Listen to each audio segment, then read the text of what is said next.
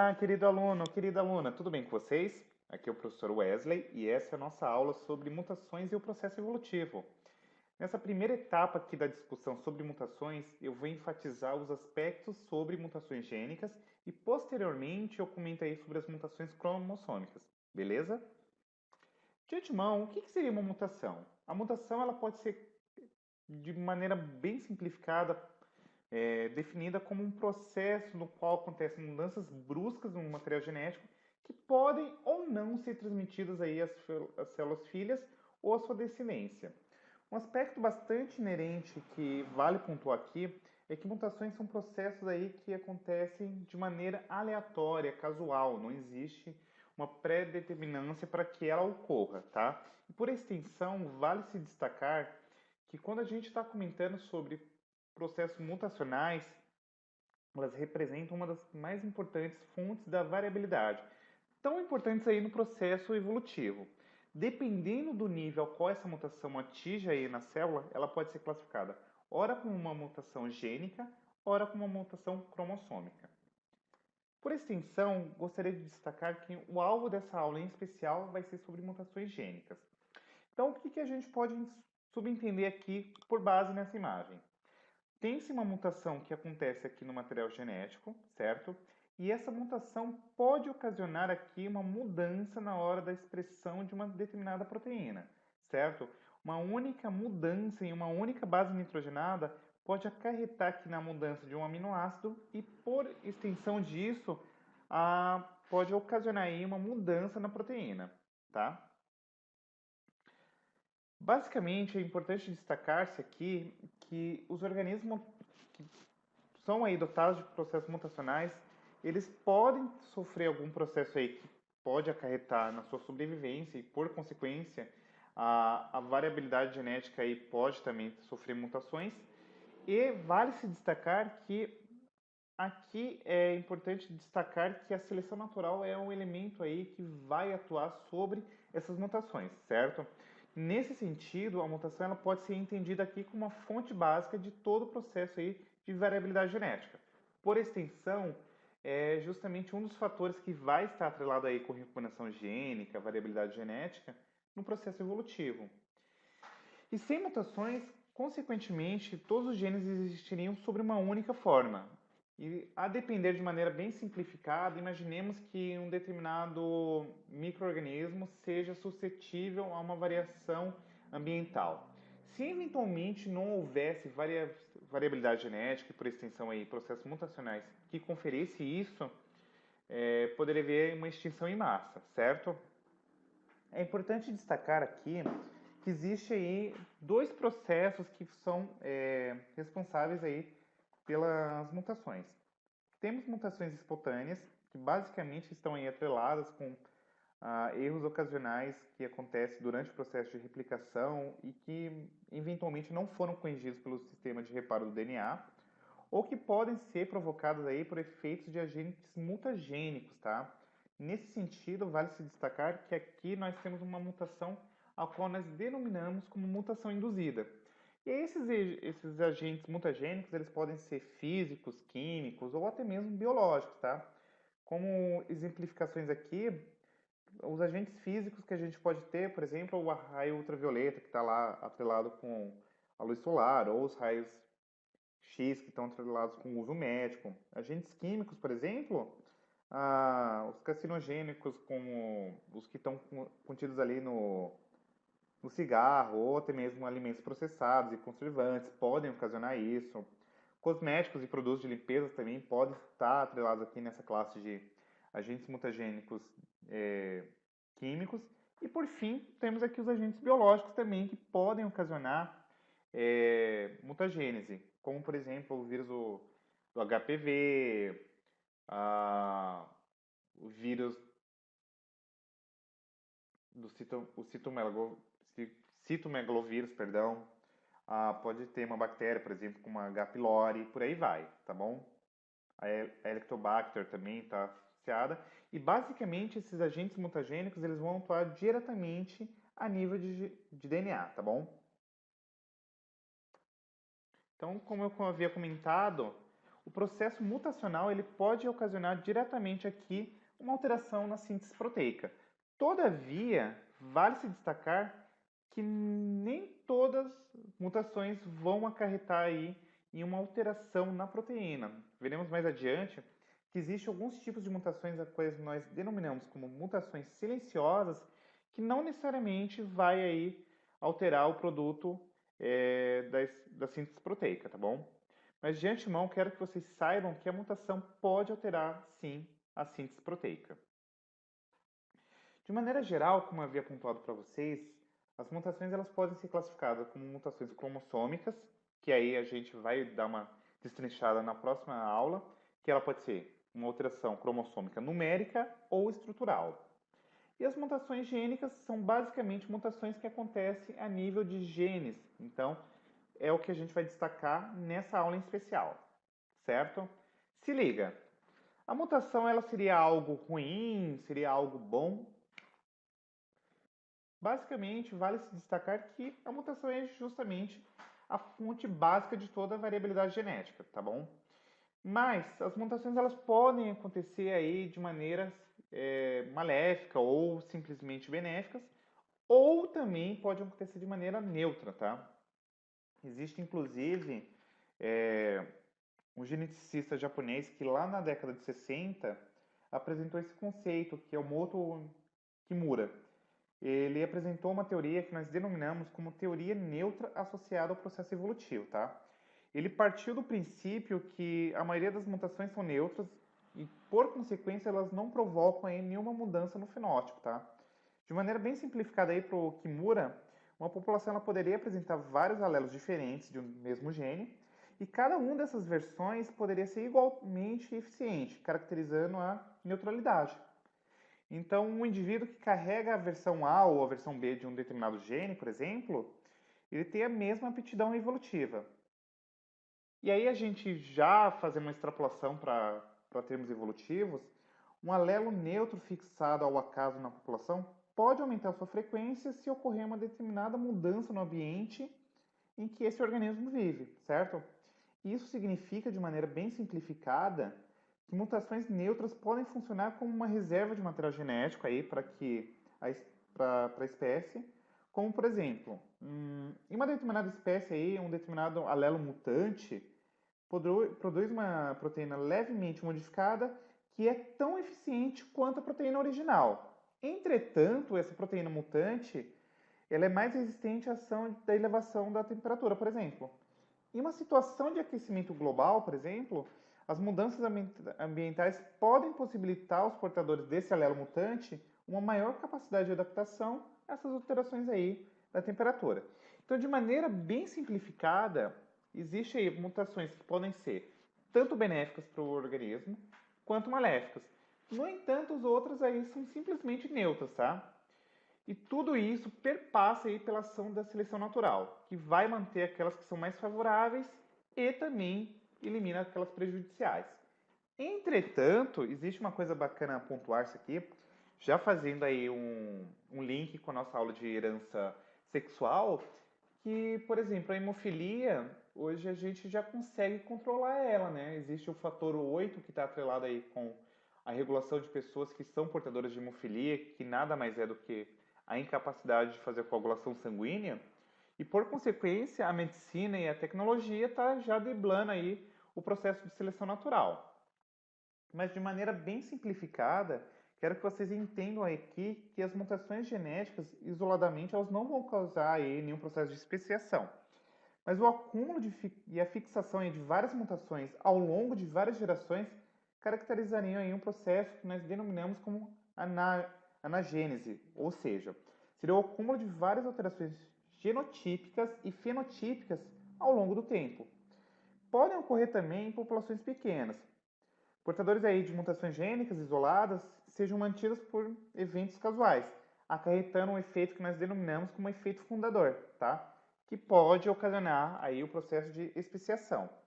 Mas a grande sacada é que o processo mutacional aqui, ele vai garantir variabilidade genética. Sei que é muito conceito que eu falei agora, mas a premissa máxima é que mutações elas são, de certo modo, benéficas porque elas geram aí variabilidade genética. Todavia, pode acontecer aí um efeito que pode ser deletério ao indivíduo, beleza? Ademais, vale-se pontuar aqui a importância das mutações. Como eu comentei para vocês, são aí justamente o elemento motriz para o processo evolutivo.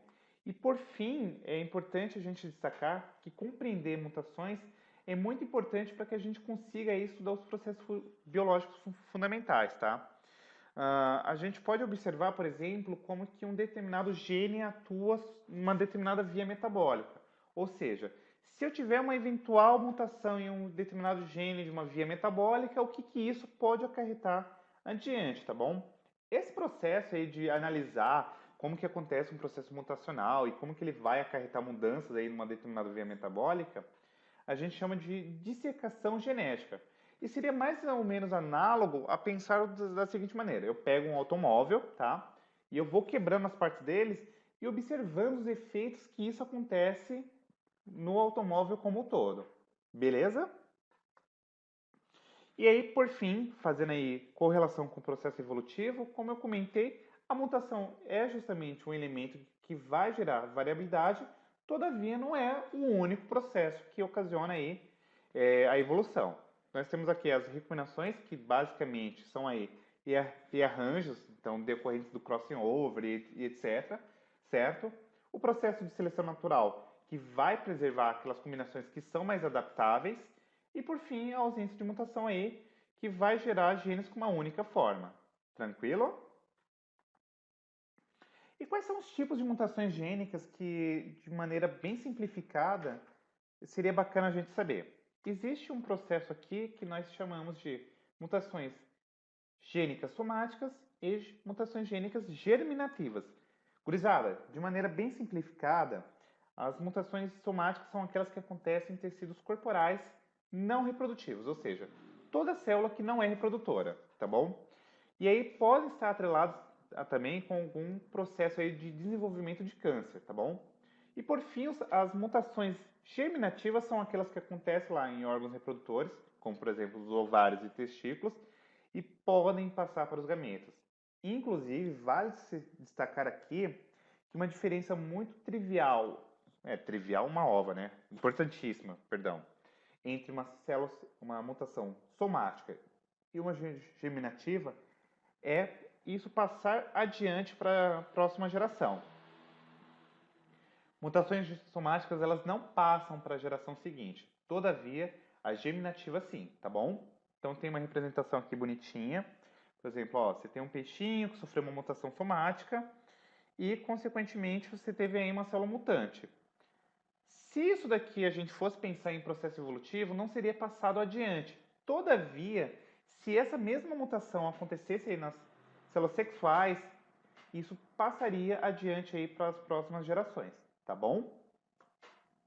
E como eu comentei para vocês anteriormente, as mutações elas podem ser de duas classes aí, né? Elas podem ser uma mutação espontânea ou induzida. E aqui tem uma porrada de classes aí, ó. Tem mutagênese, classogênese, teratogênese, carcinogênese, por aí vai, ó. Então, por exemplo, você pode ter algumas alterações a depender de uso de componentes aí, alguns fármacos que podem ocasionar esse processo. Por exemplo, a teratogênese, um exemplo bastante clássico, que inclusive cai bastante em exames vestibulares, é um caso de um medicamento que era usado lá na década de 60, que é a talidomida, tá? Que basicamente era um fármaco aí que era receitado para mulheres gestantes, bem ali nos primeiros meses de gestação, e comprovou-se que esse fármaco aí ocasionava vários efeitos deletérios na formação dos membros superiores e inferiores, tá? E, por fim, o que acontece? Descobriu-se isso aí, que a talidomida ocasionava teratogênese e aí parou de usar. Mas, basicamente, a gente pode ter uma porrada de medicamentos aqui que podem induzir vários efeitos aí que são mutacionais, tá bom? Por fim, vale se destacar que a mutação ela pode ser uma mutação de ponto ou uma mutação silenciosa. De maneira bem simplificada, uma mutação de ponto nada mais é do que uma modificação em uma única em um único par de bases, tá bom? Eu posso substituir, eu posso adicionar, eu posso simplesmente eliminar. E o que vai acontecer aí por consequência? Você pode ter mau funcionamento do processo de replicação, mau funcionamento no processo de reparo, e você pode ter também uma interferência direta aí sobre uma das bases de DNA. Ocasionalmente, você pode ter uma mutação letal condicional, ou seja, em um determinado ambiente ela pode causar aí a eliminação desse indivíduo. Como, por exemplo, você pode ter um mutante que nós chamamos de auxotrófico, que basicamente é um indivíduo que sofreu um processo mutacional que vai inviabilizar a síntese de um metabólito essencial, por exemplo, um aminoácido ou uma base nitrogenada púrica ou uma pirimidina e por aí vai. E por consequência, eles só vão crescer e se reproduzir quando esse metabólito é fornecido aí pelo meio, que é uma condição permissiva. E eles não vão crescer quando esse metabólito está ausente, tá bom? O que acaba sendo uma condição restritiva.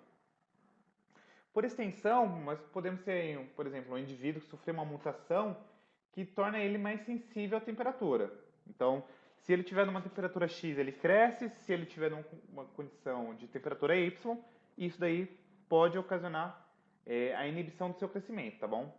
E isso, por consequência, aumenta aí a labilidade ao calor ou ao frio de um determinado produto gênico mutado.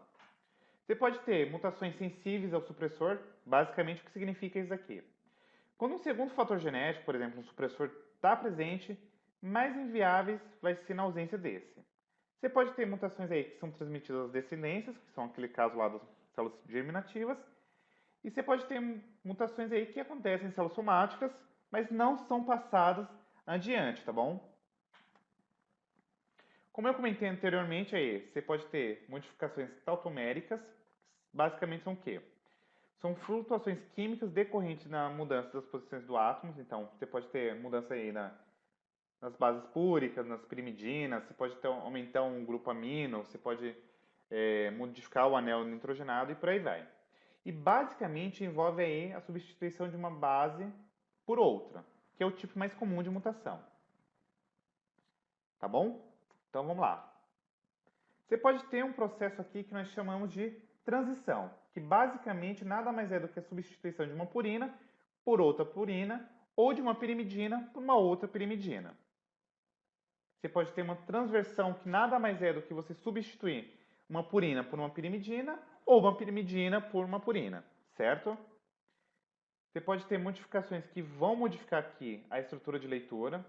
E basicamente, quando você está falando aqui de alteração do quadro de leitura, é aquele rolê lá de como você vai ler a trinca de bases nitrogenadas para codificar um determinado aminoácido, certo? Geralmente está atrelado aqui ou com adição ou com a deleção aí de alguns pares de bases, tá bom? Consequentemente, se você adiciona uma base nitrogenada ou você retira uma base nitrogenada, isso pode alterar o quadro de leitura, tá bom? Por fim, por exemplo, ó, você tem aqui as mudanças tautoméricas. Você muda a citosina por uma uracila ou uma adenina por uma hipóxichitinina e por aí vai.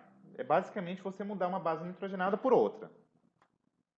E aí, como eu comentei para vocês, pode ter as transições que basicamente você troca uma purina por uma purina ou uma pirimidina por uma pirimidina, e a transversões é você trocar uma púrica por uma pirimidina. Simples assim. E aqui está bem representado no slide. Ademais, vale se pontuar que, observando-se procariotos e eucariotos, as taxas de mutações elas são quase que idênticas, tá bom? Geralmente acontece aí bastante mutações espontâneas, só que vale se destacar que o próprio DNA ele tem aí um processo de reparo para corrigir essas mutações, tá bom? E, como eu comentei com vocês, existem aí algumas mutações que nós denominamos como mutações silenciosas. Basicamente, uma mutação silenciosa é aquela que não vai ter nenhum efeito aparente, tá bom? Está atrelada aqui basicamente com host-post, que nada mais é do que alguns pares de bases que são mais suscetíveis a sofrer mutação, certo? Então, por exemplo, ó, você tem aqui AAA, mas se você mudar para AAG, você vai codificar o mesmo aminoácido, que é a fenilalanina, certo? E basicamente envolve aí a troca de bases do DNA, mas não causa troca aí do aminoácido presente na proteína correspondente, ou seja, trocou a base nitrogenada, mas consequentemente não houve mudança no aminoácido que naturalmente seria sintetizado, tá bom? Levam aí basicamente a uma atividade que não vai afetar a proteína, que é aquele caso das mutações neutras que eu comentei lá anteriormente. Você pode ter algumas mudanças aí que vão alterar o quadro de leitura, que nós chamamos aqui de mudanças de alteração do sentido, beleza? Ou frame shift. Então, basicamente, você pode ter uma mudança aqui de uma determinada base ou adição ou eliminação e, consequentemente, você altera o quadro de leitura. Tranquilo? Pode haver aqui a deleção, que é basicamente aquele momento ao qual você elimina uma determinada base e, consequentemente, isso vai alterar aí o quadro de leitura. Então, por exemplo, ó, nesse contexto aqui, nós tiramos a adenina. Consequentemente, ao invés de ser ó, histidina, histidina, histidina, histidina, por aí vai, você já muda o quadro de leitura e você passa a ter ó, leucina, isoleucina, isoleucina e por aí vai, certo? A mudança de uma única base nitrogenada pode alterar o quadro de leitura. Pode haver a inserção, ó, eu adicionei, ao invés de eu retirar, eu coloquei agora mais uma base nitrogenada. E aí você já muda também o quadro de leitura. Pode haver também uma coisa que a gente chama aqui de mind sense, que é sentido trocado. O que significa isso daqui? Quando a mudança altera um aminoácido que pode afetar aí a função da proteína em maior ou menor grau, tá? Dependendo da localização e da importância dessa proteína aí no organismo. E por fim, nós temos aqui a mutação sem sentido ou non-science, quando a mudança produz um córdon aí de parada, interrompendo a síntese da proteína a partir de um determinado ponto. Beleza? De maneira bem simplificada, esses são os principais processos mutacionais aí que acontecem. Você pode ter uma expansão de repetição, ó, embora esse processo aqui de expansão de repetição não seja muito bem elucidado. E eu nunca vi cair em vestibular, mas por extensão acho bacana colocar aqui para pontuar a vocês. Então vamos dar uma olhadinha aqui nas alterações moleculares que podem ocorrer nesse contexto. Por exemplo, ó, esse primeiro, vocês estão vendo que eu tenho uma sequência aqui de pares de bases de um gene não mutacionado. E aqui, essas 4 sequências são genes mutados, certo? Se vocês observarem, eu tive aqui uma mudança de adenina por guanina. E aí, já vale pontuar que aqui nós temos uma transição, que é basicamente você trocar uma purina por outra purina, certo? Então, aqui você tem uma transição. Nessa segunda sequência aqui, nós já temos um caso de transversão, porque perceba, eu troquei uma púrica por uma pirimidina, certo? Nessa terceira sequência, eu tenho um processo de isenção. Eu coloquei uma base nitrogenada a mais na sequência. E a última, se vocês olharem, eu retirei. Então, aqui nós temos um caso de supressão, ou também denominado aí como deleção. Por último, mas não menos importante, vale se destacar que existe aí alguns outros processos mutacionais que podem acontecer no DNA, basicamente associado aí com processos de regiões regulatórias, ou também pode acontecer algumas mutações que vão ocasionar mudanças nos introns, tá? Lembra-se dos introns, que é aquelas regiões não codificantes? Por extensão disso, pode ocasionar aí algum processo no splicing, que é retirar dos introns, juntar os exons e por aí vai. Beleza? Vale se destacar que é muito importante vocês estarem muito bem atentos a isso. De maneira bem simplificada, eu quero que vocês entendam que as mutações gênicas são consequências das mudanças dos nucleotídeos, que vão alterar a sequência de leitura das bases nitrogenadas no processo de tradução do código genético, beleza? E por extensão, aí, a síntese de proteínas. As mutações mais frequentes que alteram o nucleotídeo na cadeia são denominadas aí como mutações de ponto. Elas podem ser silenciosas quando alteram o códon, mas não o aminoácido codificado. Mas elas podem ser aí mutações que podem alterar o quadro de leitura, beleza? E vale se destacar aqui que as mutações silenciosas, elas acontecem aí porque, como nós já comentamos em outros momentos, o código genético ele é degenerado, certo? Então, sofre redundância, certo? E por fim, vocês podem ter aí alterações de sentido, alteração sem sentido e por aí vai. Tranquilo? Pessoal, espero que a aula tenha ficado clara. Eu sei que um assunto soa um pouquinho complexo, mas a ideia central para o exame vestibular é que vocês entendam que as mutações elas podem ser a nível gênico, isto é, você vai mudar o gene individualmente. É importante destacar que você mudar um único gene em um único indivíduo não vai caracterizar a evolução. A gente caracteriza aí uma mudança evolutiva se isso acontecer a nível populacional, tá? É importante vocês terem muito bem claro isso daí na mente de vocês. E nós podemos também ter alterações aí, mutações cromossômicas, que vai ser o alvo da segunda parte dessa aula, tá bom? Muito obrigado pela presença de todos vocês aqui. Um beijo no coração e fiquem todos bem. PS, se puder dar um like, comentar e compartilhar, eu fico bastante contente. Beleza? Um abraço, tchau, tchau.